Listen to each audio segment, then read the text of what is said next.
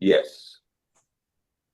Good afternoon, members of the media. Good afternoon to our citizens of Guyana who are following our Alliance for Change press conference this afternoon. Thank you very much for joining us. I want to start off by introducing our members of the Alliance for Change and executive members that are with us this afternoon. They include Dr. Vince Adams, who will make a presentation, chair of the Alliance for Change, David Patterson, and who, of course, is here to answer any questions anyone may have. And also Laura George, AFC member and advisor on Indigenous Affairs, and Beverly Alert. Once again, thanks for joining us. And I'd like to start with my presentation on the AFC's position and comments on the European Election Observer Mission report. The Alliance for Change thanks the European Election Observer Mission for its report on the general and regional elections of September 1st, 2025, and for its engagement in the lead up, during, and after the elections. While we continue to examine the report, our preliminary observation is that it addresses many of the deficiencies in the electoral process that the AFC has highlighted over the years. These range from the composition of the Guyana Elections Commission, GCOM, to the bloated voters list, partisan media coverage, and abuse of state resources by the PPP. Not surprisingly, President Ali has criticized the report. This is typical behavior of the PPP. Any report that is critical of their government, they immediately dismiss and seek to discredit. And this is most unfortunate. In functioning democracies, the line separating political campaigning and government business is clear. What the AFC observed, and clearly the European Union Observer Mission would have also observed, was the overwhelming abuse of state resources by ministers and officials of the PPP. President Ali, for example, is said to have traveled to the interior region using state resources some 42 times during the heat of the campaign, and that's between July and August. This abuse of state resources was also highlighted by the Carter Center. The monopolization of state media by the PPP whenever they are in government has long been documented. We have spoken on this ad nauseum. As the EU Elections Monitoring Unit notes, this creates an uneven playing field. Even some privately owned media have moved away from the basic journalistic principles. We take this opportunity, however, to thank Stabroek News, HGP TV, News Source, and a few others for their objective, balanced reporting during the elections. In its summary, the EU Monitoring Unit Elections Monitoring Unit notes that, and I quote, the GCOM structures and decision-making remains heavily influenced by political divisions. Many would recall that the AFC had proposed that the number of commissioners at GCOM be increased to include representatives of civil society. This recommendation by the Alliance for Change has gone unheeded. Like other observer missions to the 2025 elections and the 2020 elections, the European Union report provides helpful recommendations on improving the electoral process and strengthening democracy. Sadly, we have little confidence that any real change would be made. The AFC stands ready to support peaceful public action that would reform our electoral process. Thank you. And Dr. Vince Adams, if we could ask you to make your presentation now. Thank you, Kathy, and welcome to the media. Hey, I want to address a very serious matter of misinformation and lies habitually being spewed by Alistair Rutledge, the country manager of Exxon, to the Guyanese people, and there seems to be no end in sight. As a matter of fact, he seems to be becoming even more emboldened to misinform the Guyanese public. And why I say this is very important. Oil and gas, as we all know, it impacts the lives of every single Guyanese in a major way. The oil resources and whatever revenues comes into Guyana belongs to the people of Guyana. It doesn't belong to Exxon or the government. It belongs to the people.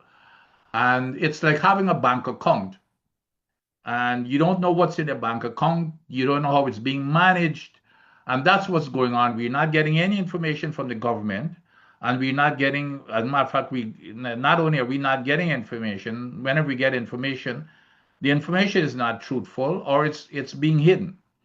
And the government is not giving us on Mr. Alistair Lodge. It is not making any difference. And by the way, and this is not anything personal against Mr. Rutledge because, of course, we welcome investors. We've always made that clear. However, we expect our investors to be fair partners, to be truthful, to be transparent, and to at least let us know what is going on with our resources. And his predecessor, Rod Henson, was totally different to Rutledge. Rod Henson, we had a great relationship. Rod Henson was very transparent, very honest. He was tough as nails as a company man, which is expected, but he was always very honest. And most importantly, he respected the authority of the Guyana government, recognizing the relationship that we were the owners of the relationship and they were just our contractors. Um, as you may recall, just a few weeks ago in the Kaichor News, distinguished attorney Christopher Ram called for the dismissal of Rutledge and I quote, for his serial misrepresentations and lack of transparency under his tenure, especially related to the questionable tax practices of Exxon in Guyana that is under scrutiny, as you recall, by 3 U.S. senators. Rutledge's claim, and this is what Mr. Ram was talking about. Imagine Rutledge was claiming that Exxon did not make any profit up to 2023, but it was pointed out by Mr. Ram, quoting from the Exxon's own audited financial statement, that Exxon actually made $132 million Guyana dollars in 2021 and $637 million dollars in 2022. Now, how um, could you miss that your own company that you had did not make any money when they're making hundreds of millions of dollars? That's a blatant lie, barefaced. Then Mr. Ram justifiably concluded that Mr. Rutledge has lost the confidence and respect of his host and should be dismissed for inexplicable behavior in Guyana. Guyana people, we have a proud tradition of or culture of show of kindness, warmth, and respect to visitors. But disappointingly, we find Mr. Rutledge to be at odds with these values, interpreting them to mean that we're weak, stupid, subservient, and inferior. We therefore join Mr. Ram in calling for the removal of Mr. Rutledge and call upon the government of Guyana as the client to demand his removal in the best interest of the nation. Um, and this is not only about what Mr. Ram reported. I'm gonna just quickly state a couple other incidents. The billboards, and we have spoken about the billboards several times in this AFC press conferences. Those billboards, Mr. Rogers put up those billboards telling the people of Guyana that we're getting 52% of the profit. That's a blatant lie. It is impossible. And I don't want to bore you with the math. It's going to take up some time. It's impossible for us to get 52%. We might be lucky to get, if all of the capital costs are paid off, we might be lucky to get maybe 35% total. So it's impossible to get 52%. And even Mr. Jagdio had agreed with me. I mean, it was mind-boggling that he even said in the press. I agreed with Vincent that it cannot be 52%, and he has not demanded that they remove the billboards. But anyway, so this latest propaganda stunt. Now they've established, well, of course, the OGGA and the Oil and Gas Network, which comprise a team of high-powered intellectuals, highly qualified intellectuals that have been writing and criticizing them, that even met with the senators, that triggered the investigations by the senators. So now they're going after the diaspora in terms of spreading their propaganda. So they've got these series of meetings that they've planned in the United States. Special invitation, by the way, because I'm still waiting to get my invitation. But they had a meeting last week, I think, in New York, and Mr. I think Vikram reported in his report.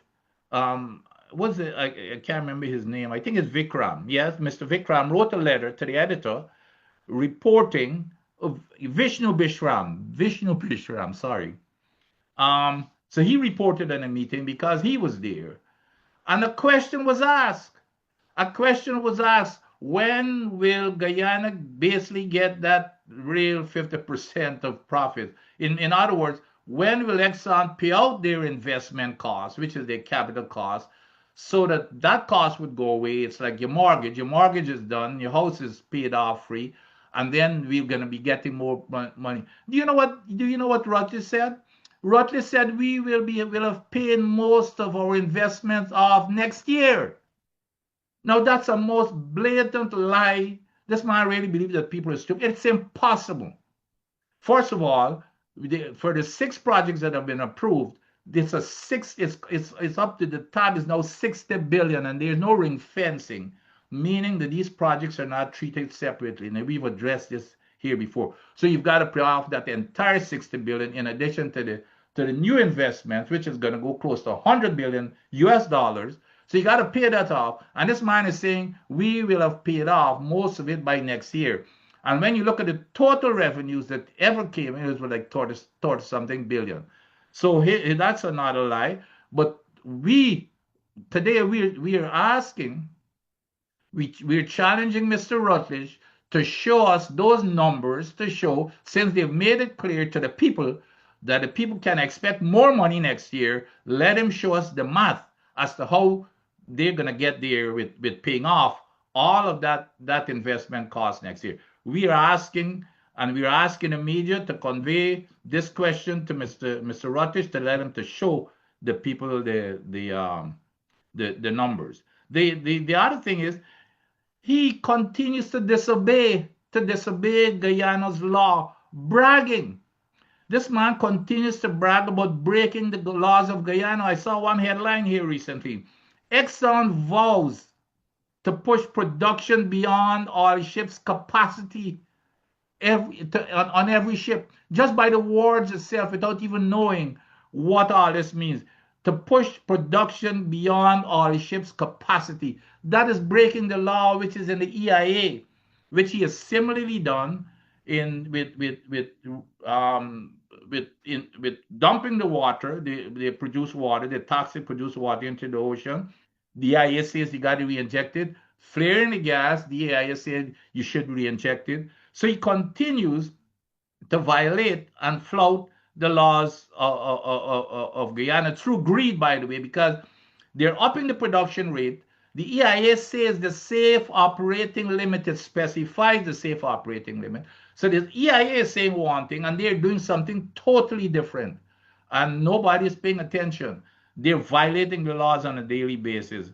And what's so interesting about this? Even Mr. Jagdeo, the guy, he's even taking his past Jagdeo. Up to recently, Jagdeo says my highest priority is the energy project. Rogers the next day comes out to say, well, it's not mine. That is not my high priority. Jagdeo says the next day, Jagdeo says my highest priority is the local content. He comes out a day or two after, no, well, that's not our priority. But Jalio is like a little mouse when it comes to Rutledge and Exxon. Could you imagine any one of us disagreeing with Jalio on such important matter? Jalio, like a little mouse, just brush it aside and say, well, it's just a little disagreement. Um, and the other thing is even the reserves as to how much oil do we have, meaning how much money do we as Guyanese have in the bank. We don't even know. What was interesting, a few months ago, I think it's early in this year, Mr. Barrett, the Minister of Natural Resources, comes out and says, oh, from the latest report we got from Exxon, the reserve has now gone from 11 to 11.6. Rutledge comes out the next day and said, no, it's still 11. And they're still quiet. Imagine, folks, imagine they were reporting after every discovery, they were reporting immediately you get a number. And the last report we had on the discovery was in April of 2022, 3 years ago. And that was when the 11 billion barrels was announced. Since then, they have had 24 more discoveries, 24. But you're not hearing anything. It's still a zero. And let me tell you why I believe it is. The discovery, I mean, not the discovery, the reserve is part of the calculation as to how much money they have to withdraw, for the decommissioning or the cleanup after production. So the bigger the number, the less, the bigger the number of the reserves, the less. For example, let's say that reserve is doubled to 22 billion barrels, then the amount of money that they would be withdrawing would be half. You see? So if they can keep it low, the amount of money they withdraw for decommissioning would also increase by the same proportion. So again, we call upon Mr. Jagio to stop this to call to request um, Exxon to room this man. He's not working in the best interest of the country, notwithstanding that he's taking his eyes past even Jagdew himself. And so we maintain that we call upon him to join Mr. Ram in calling for his removal. Thanks. Thank you very much, Dr. Vince Adams. Members of the media, we certainly recognize that we have not had an opportunity to meet with you for some time. And so therefore, we are willing, given the panel that's presented here, to answer any questions you may have on a range of topical issues. With that said, I'd like to suggest that we start our question and answer segment. If you would just use the raise hand function, identify yourself, and of course, as usual, the media organization that you represent. We will take the questions now.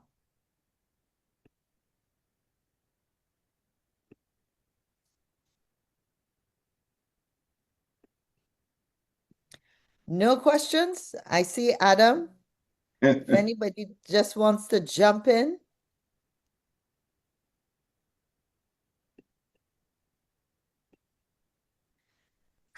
My apologies there. Yeah, good afternoon. Sorry. Yeah, no, go ahead, Adam. Sorry. Yeah, good afternoon.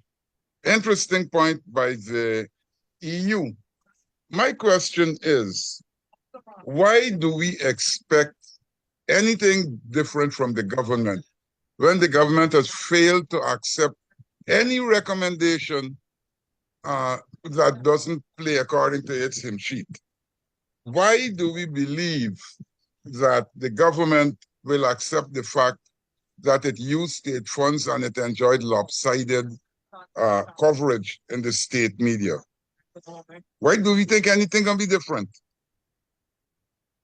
Adam, if I could jump into that, I think that's precisely why the last line of my statement said that we have little confidence in any real change, that any real change would be made.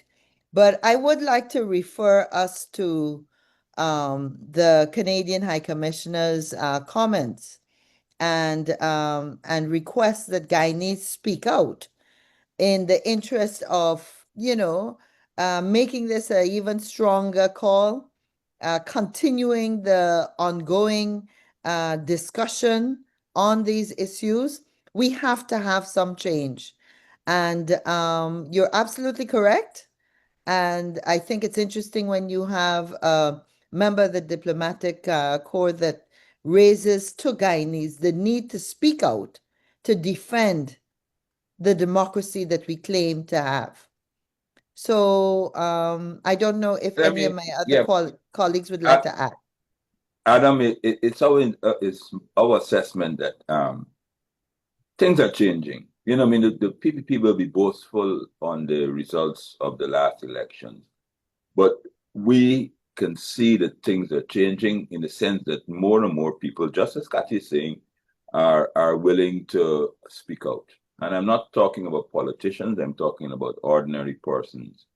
Um, it cannot remain the same. What life and business in Guyana cannot remain the same. You know what I mean? For the last 5 years, persons have been complaining, saying that the cost of living, um, just for example, the cost of living is crippling. The PPP's response was, well, we're building roads and transformational infrastructure. And when that is finished, um, the because of the roads, transportation costs will go down. Because of these parks, people will be happier. And that has not happened. So more and more you're seeing ordinary folks speaking out. I mean, and then so we do hope that this continues and it will translate to the to the electoral reform. Um, at some point in time, Adam, and I do think sooner rather than later, we will reach a tipping point. I do hope the government will take Are heed we still on? before we reach there, and so that that the country can move forward as a democracy. If I can add to that, Kathy. Please go ahead, Beverly. Yes, in addition to the public support to make real, meaningful changes to the electoral process, we would also welcome the partnership of the diplomatic community in helping to promote and advance and advocate for these changes. We've had the 2020 reports on the 2020 elections from the Carter Center, CARICOM, the EU mission. And again, we have these reports that definitely point to areas that can be improved. So apart from the Guyanese people who has the primary responsibility for advocating for change, we'd also welcome the support and advocacy of the international community. Heads of mission in Guyana can continue to voice the need for strengthening democracy, for making changes in the electoral system, for questioning advances on constitutional reform.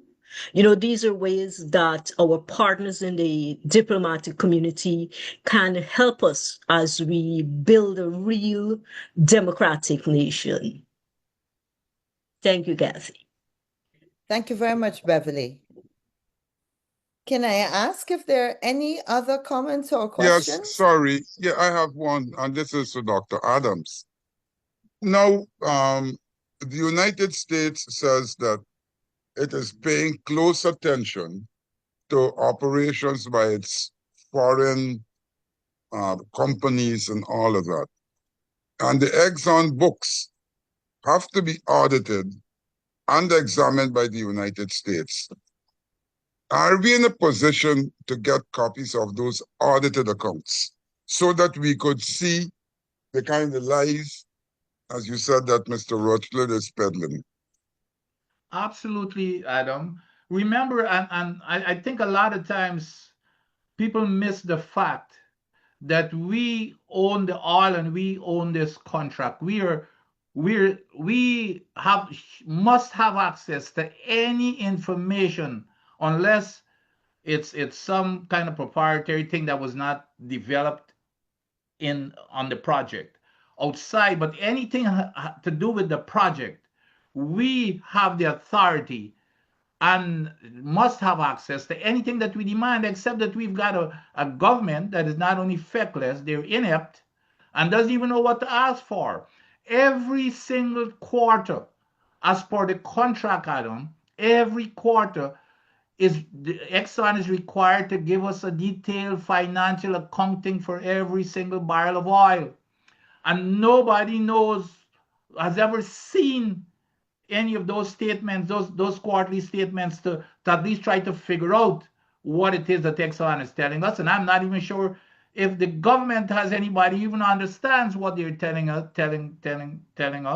So they probably just, the report comes in and they probably put it in some file, and Exxon goes out there and talks, give us a bunch of lies and misinformation. So we do not have, and by the way, Adam, we, meaning the past administration, this is exactly, we already had plans in place to make sure we had the expertise to go one-on-one with Exxon and to understand what they're telling us. We had plans to have people on board each of those ships 24/7 to see what they're doing, to look over their books, to count barrels, to make sure the meters are working. As soon as we left office, they abandoned all of that. But to get back to the gist of your question, absolutely. Any affairs, financial or otherwise, that is connected to this contract, be it with the United States or not, we have the authority to demand that we see any of that type of information. Adam, Vince, allow me to expand on that. And it's not particularly in seeing Exxon books, but it's the whole global issue of our oil production, Adam.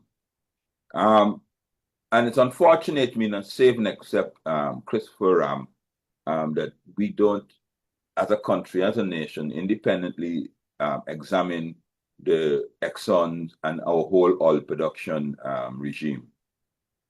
It's reported recently that we are now producing 900,000 barrels a day. A year ago, it was 660,000 barrels a day. For the average Guyanese and for the average person, they would immediately fall to the assumption that with the increased 900,000 barrels a day, that we're making a lot more money. That's not true. A year ago, the Brent crude oil was $80 a barrel. Now, just today, and on these calculations that I gave me was early on in the week when it was at $64 US a barrel. So in reality, what they at $64 US a barrel, we're actually only making $22 million extra a day from a year ago when we were at 600,000 and change. And this brings, I think, Vince and everybody else has been speaking about how we use our natural resource, our sovereignty fund, or the fund, natural resource fund, putting aside for a rainy day. So we are now at a point whereby oil is at $62 a barrel. We're not making, even though we ramped up production, we're not making that the same proportional increase in revenue. Is this possible with the geopolitical issues that are going on now that oil could drop even further? If that happens, what happens to all the projection, all the wanton spending that the PPP done, all the hundreds of millions of US dollar loans which they have taken out, which we have to service. So while the overall picture at a glance may look rosy because it is big now, 900,000 barrels per day, the reality as a country we're earning less, and that is why we have to address our natural resource fund. The PPP formula, they can take out 98% of it per annum. 98% of the money's in the natural resource fund, and they will have to do that to keep up with this pace in which they've been spending. No one has said to us how we intend to fund all these things that they said they will do. They want to do another catch grant, but literally we're earning less money than we should, based on the oil production and based on the price of oil. So the whole question of Exxon and their accounts and the country's stewardship has to be examined, and we just shouldn't take these numbers on face values to mean that we're better off. No, we're not really. We increased by 140, 150,000, 240,000 barrels per day, but we're making only $22 million profit as opposed to a year ago.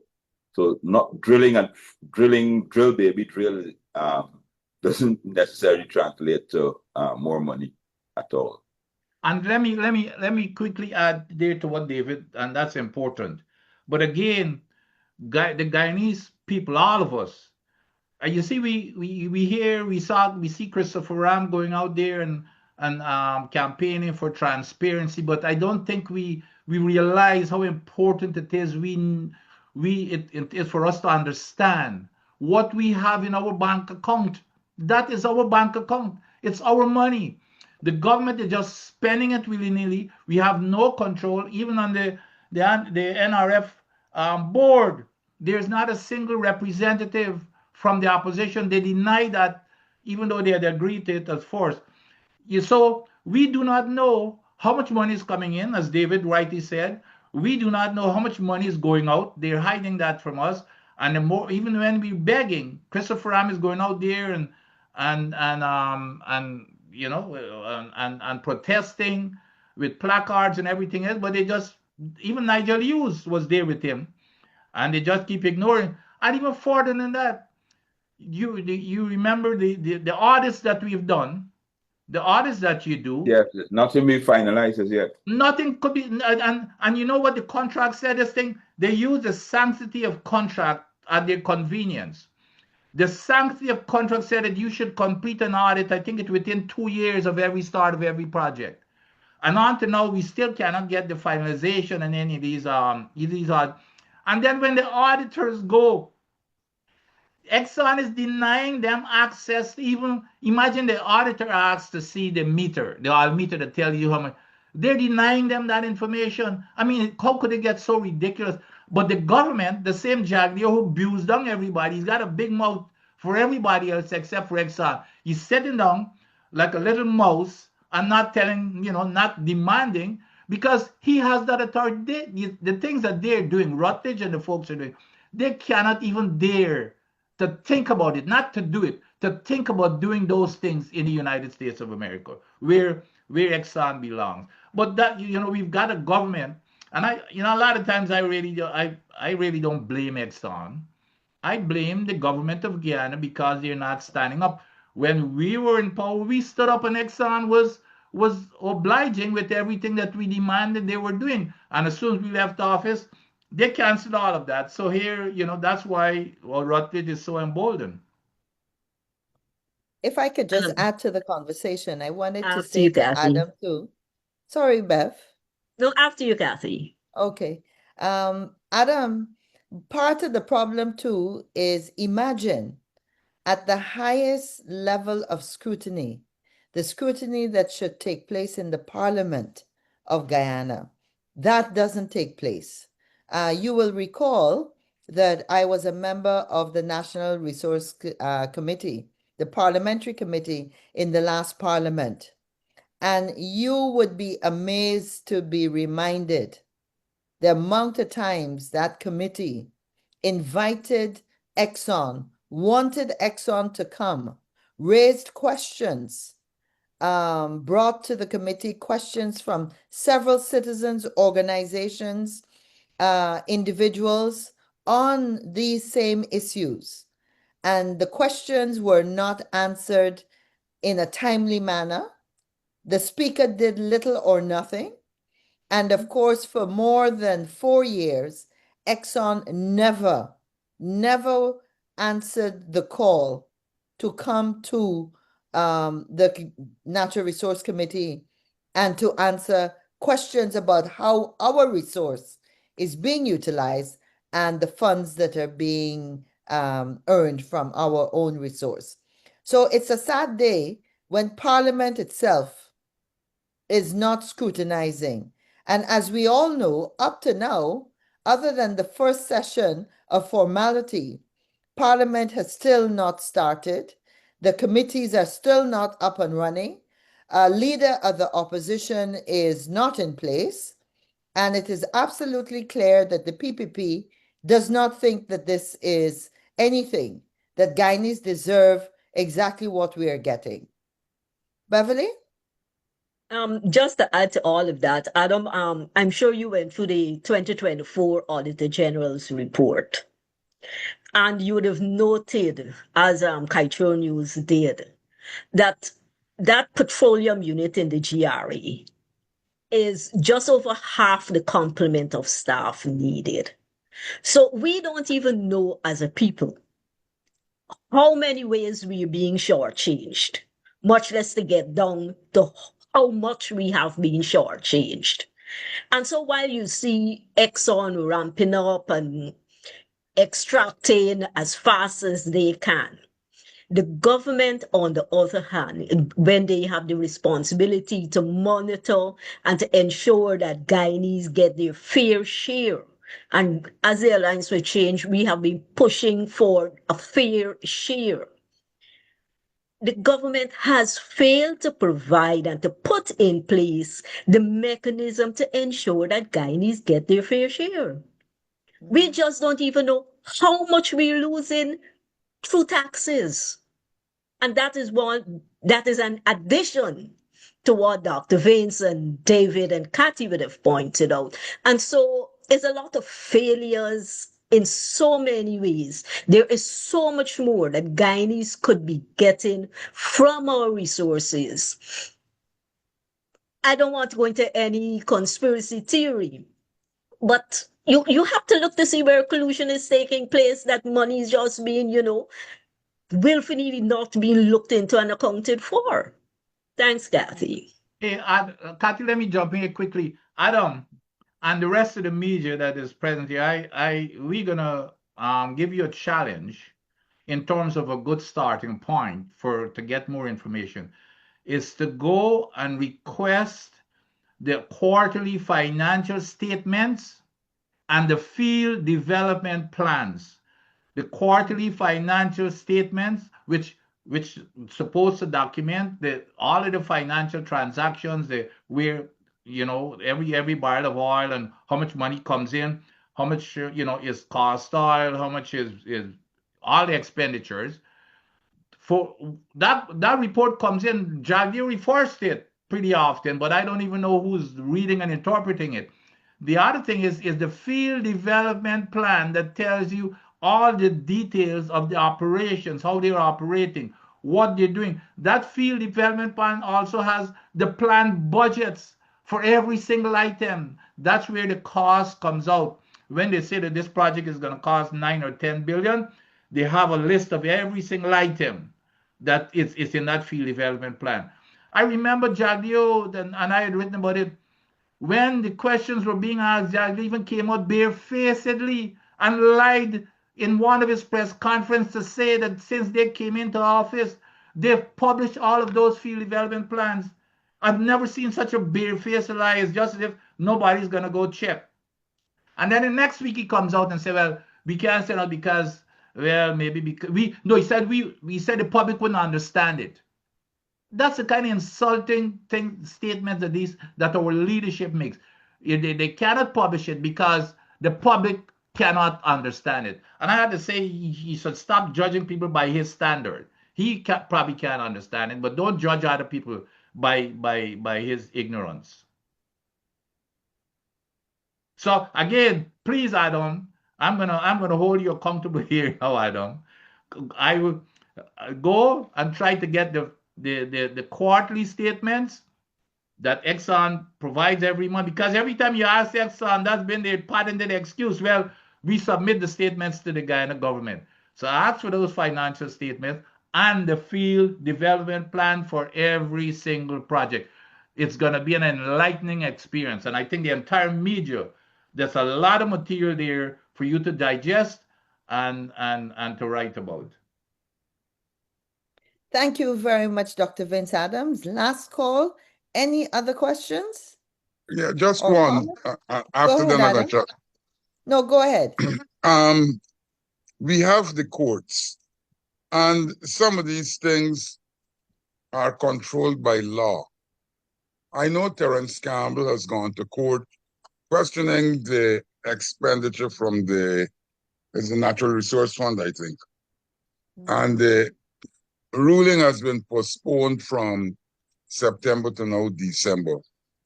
But is there any other way that people can approach the courts to get answers to some of the very questions we were asking now? Adam, I mean, I'm not a lawyer, but I want to use certain rulings and tell you that people have been approaching the court. You can remember the question on the liability, Justice Kisoon.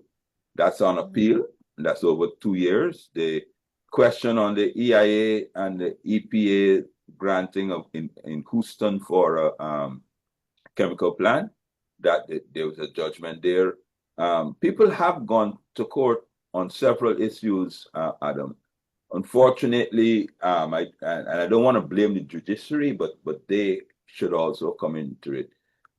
All of these cases that people have gone to court and won, the government has appealed. I mean, and the government, either the Attorney General himself or EPA, has appealed, and the courts grant them a stay of execution, and nothing happens. You know, I mean, we don't get any finality in it. No final resolution which we can use as a precedent to bring future further cases against them. So I think while it's a good recourse, the courts, I think our citizens, the independent citizens, are getting a bit wary on it. And then once again, you know, I mean, one of the cases I know pretty well, the question of prescriptive rights for compulsory acquiring persons' private property. They lost the case. They were on the verge of losing all the cases, and they went and they changed the law.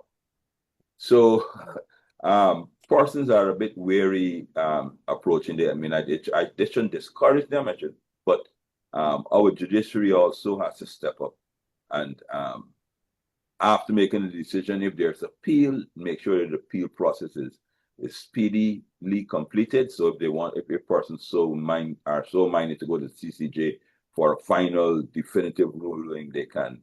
But unfortunately, the local appeal process has been slothful, and that allows the government to continue willy-nilly as they have. The other thing, David, to add, the other thing is that we're dealing with an authoritarian government here. Imagine I don't know if you all got the information that Sandil Kisoon, who ruled in a liability case, has been now posted to Essequibo. Oh. So that's the kind of things that we're dealing with here. Yeah, this judge, because I think he made another decision, so now he's in Essequibo. And so who knows who else? These judges, it's intimidation. And then on top of that, we have no checks and balances, with the three branches of government. Look, even in the Sandil Kisoon ruling, you know what they did? They went to Parliament and passed an oil spill law that basically cancels Judge Kisoon's ruling. So it doesn't matter, and even though of course I'm not a lawyer, but it's going to be very interesting because the appeals case, I heard Nandalal saying, well, the appeals is coming up on the 24th, which is, in a few days.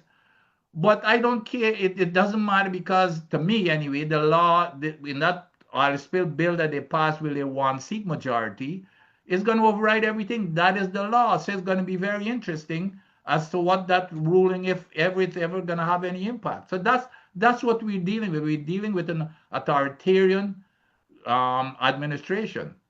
It's a challenge. Not to mention the cost of actually bringing some of these cases to to the courts, of course. That's right. And Kathy, they've got this new thing now. If you bring a case, it doesn't matter what it is, they're finding you. They're penalizing you. Got to pay for the cost. Yep. So the system currently, the way the government operates is that if you know what's good for you, keep your mouth shut. Yep. Yeah. And And let's don't not forget this recent railing in by the president on the ruling by Gino Prasad. Yep. So even the judiciary is, being Yep. threatened. Here is a Yep. judge given, his ruling, and no less than the head of state is going to condemn that ruling. So what does it say for the judicial process, for the members of the judiciary who are, doing their job? It's a very sad place that we're in as Guyanese, as a country. Prasad might be joining Kisoon in Essequibo soon. And that is why we keep losing talent. We keep losing our best and our brightest, because when they cannot practice their profession for they've worked so hard so many years, and then Yeah. to be treated in that manner, with total disrespect. And you have even the Caribbean. These are people who can go any part of the world and immediately get a job. So when we Yeah. treat our people like that, we're basically forcing them out of the country. Okay, I think we're winding down. Any other questions to pose to the panel? I don't think so. So let me use this opportunity to thank everyone that has joined us this afternoon. Want to thank especially my presenters, Dr. Vince Adams, Beverly Alert, David Patterson, and of course, Laura George was on our chat today, on our press conference today. Thank you to the members of the media that also joined. We will be sharing this recording. And I want to say to members of the public, to all Guyanese, it's a weekend. Please be safe. We still have lots of accidents, lots getting speeding tickets. So be safe, and let's see you next week. Thank you very much. Goodbye. Hi, goodbye, Bye. Kathy. There you go.